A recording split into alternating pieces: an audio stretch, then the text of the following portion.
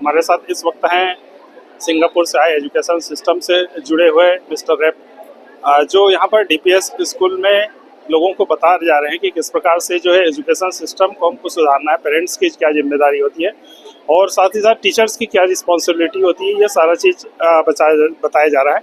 हम इनसे बात करने की कोशिश करते हैं और इंग्लिश में भी बात करेंगे, आशा है आप समझ भी जाएंगे। कुछ हिंदी में भी हम बताएंगे कि किस प्रकार से जो है एजुकेशन सिस्टम वो लेकर के आए हैं और क्या चाहते हैं।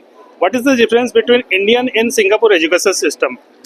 The most profound difference would be the technological progression.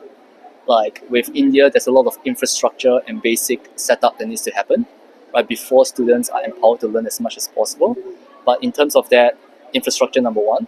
Number two would be more of the experiential learning because of Singapore's advancements in business, in finance.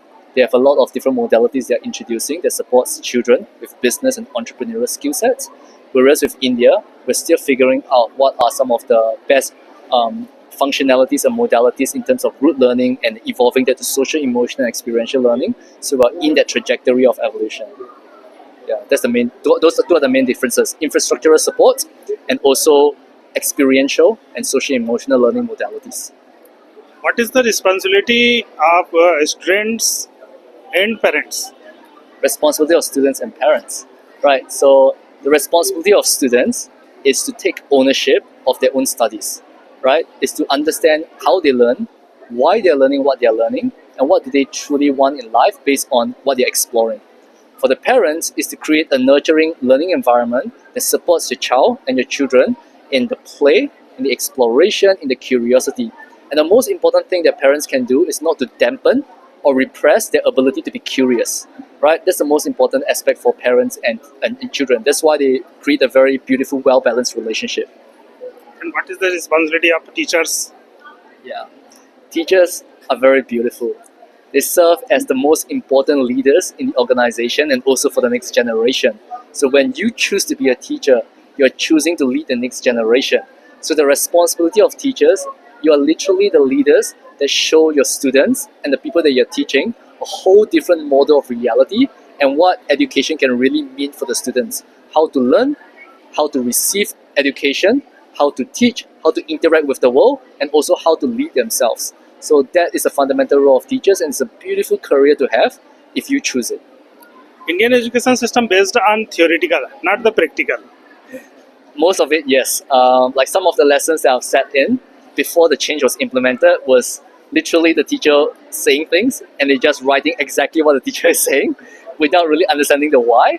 And it's based upon a very rote, memorizing and then regurgitating. And that everyone can do, right? If you have the focus and the willpower, you can do all of that.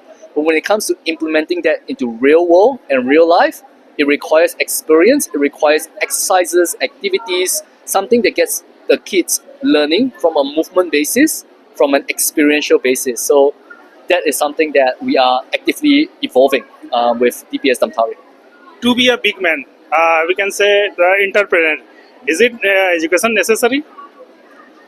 Yes, for the basic foundational skills of language, basic maths, like mathematics, basic understanding of science, potentially, the basic foundational aspects need to be there. Like from the age of 7 to 12 needs to be there.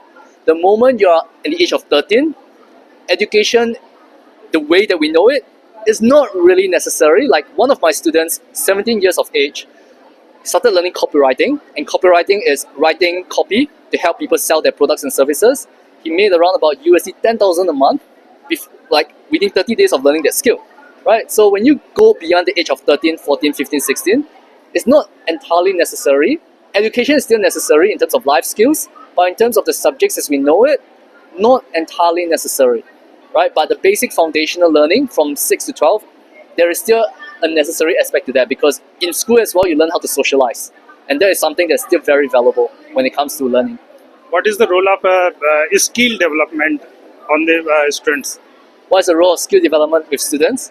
Number one is to really get to know their passion and their interests, right? Because we naturally, without pressure, if we love something, we do it without anyone telling us to do it, right? So number one is to get to know your passions and interests. Number two, it's to take on the principle of lifelong learning, right? Because skill development to achieve mastery, mastery is a fallacy. It's not never really a thing, because if you become a master of something, it means that when you reach the top of your potential, it's literally the bottom, right? So skill development is your ability to keep being human. And being human means to continually discover, to create, to learn, to grow, to evolve. So that is the development, that's the primary objective of skill development. A student running for the job, not the business. Yeah. Student running for the job, not the business? Like, what do you mean specifically? They want to job, not the business. Yeah, so you're asking me my thoughts on that. Well, it's the safest route, right? The perceived safest route based on what everyone tells us. Like, because job, you do not take responsibility for your future. You place your financial responsibility in the hands of another. So it's easy. So you don't have to worry about that. In business, you take on the responsibility of everything, right? So it takes a special mind to go, I want to start a business because I want to take responsibility for all of my life. The failures, the success, when you have no money, down in the trenches, what do you do, right? So the difference is in the mindset. If you're in the mindset of, I just want comfort, stability, security, go for a job. But if you want the mindset of, I want the skills to create everything that I want in life, you go for a business. But the funny thing is this, a job is also false security, because at any time, they can fire you. So think about that for a moment. Last question. When the student be unsuccess, Yeah. then he got depressed. Yeah. So this is a question that one of the grade 12 students asked in one of my workshops.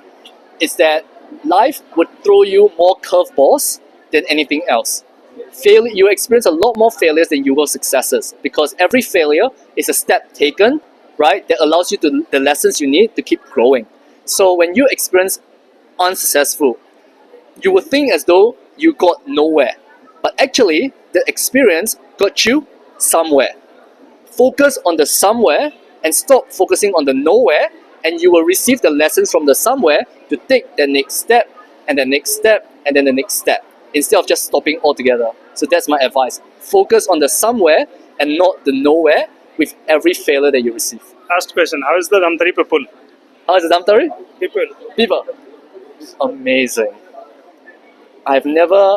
It's one of those experiences where I felt so welcomed, so loved, so immersed in the Indian culture. It has truly shifted my perspective as to what the Indian culture really is, and also the love from the management team, from the teachers, from the students. It's been something that I will forever be grateful for. ये थे Singapore से आए education system को लेकर DPS में, जिन्होंने बहुत सारी चीज़ें उन्होंने बताई कि किस प्रकार से सिंगापुर एजुकेशन सिस्टम और इंडियन एजुकेशन सिस्टम में धमतरी के लोग कैसे हैं, क्या फोकस करना चाहिए बच्चे जब वो असफल हो जाते हैं तो वो किस प्रकार से डिप्रेशन में चले जाते हैं, एक्स्ट्रा उन्होंने सारी चीज़ें बताई। और ये यदि इस चीज़ को अमली जामा पहना लिया जाए तो वाकई एक एजुकेशन सिस्टम में बदलाव किया जा सकता है। हमारे साथ यहाँ पर डीपीएस के डायरेक्टर हर्ष अग्रवाल है। हर्ष, ये किस प्रकार का वर्कशॉप रहा? वर्कशॉप बहुत अच्छा था। मिस्टर रेपैंग जी हमारे साथ सिंगापुर से जुड़े हैं और ये हमारी मदद कर रहे हैं कैसे हम हमारे बच्चों को, हमारे टीचर्स को एक कॉम्पिटिटिव एज, एक हैंड्स ऑन एक्सपीरियंस दे पाएँ। क्या ख्याल आया कि आपको ये एजुकेशन सिस्टम सिंगापुर को यहाँ पे लाने के, क्या नया एक्सपेरिमेंट आप करना चाहते हैं? मेरी जो हायर एजुकेशन है, मैं सिंगापुर में था कुछ समय के लिए। मेरे को हमारे कॉलेज की तरफ से ये मौका मिला कि मैं वहाँ के जो एजुकेशन सिस्टम है उसको डीपली स्टडी करूँ। उस दौरान मेरे को मिस्टर रेपैंग जी से मुलाकात हुई और उनसे मेरी बात हुई कि हमको ऐसा ऐसा धमतरी में करना है। वो बहुत इंटरेस्टेड थे और हमारे बच्चों को एक नया एक्सपीरियंस देने के लिए, कुछ नया सिखाने के लिए हमने ये कोलैबोरेशन किया है। क्या लगता है बदलाव आएगा यदि सारे मिलके साथ देंगे? जैसे कि रेपैंग जी ने बताया कि एजुकेशन सिस्टम में 3 स्टेक होल्डर्स है, parents, students and the teachers. यदि सारे मिलके इस मिशन में साथ जुटेंगे तो बदलाव जरूर आएगा। देखा कि डीपीएस की एक नई पहल है कि इन्होंने सिंगापुर से एजुकेशन सिस्टम को लाया और ये प्रयास किया जा रहा है कि यहाँ पर बदलाव किया जा सके। एक नया उन्होंने करने का सोचा, नए जनरेशन है, नया कुछ करना चाहते हैं। प्रखर टीवी के लिए अपने सहयोगी आशीष बंगानी के साथ मैं भूपेंद्र साहू। तक की खबरें, अन्य खबरों के लिए प्रखर टीवी के संग बने रहिए। बहुत जल्द मिलते हैं।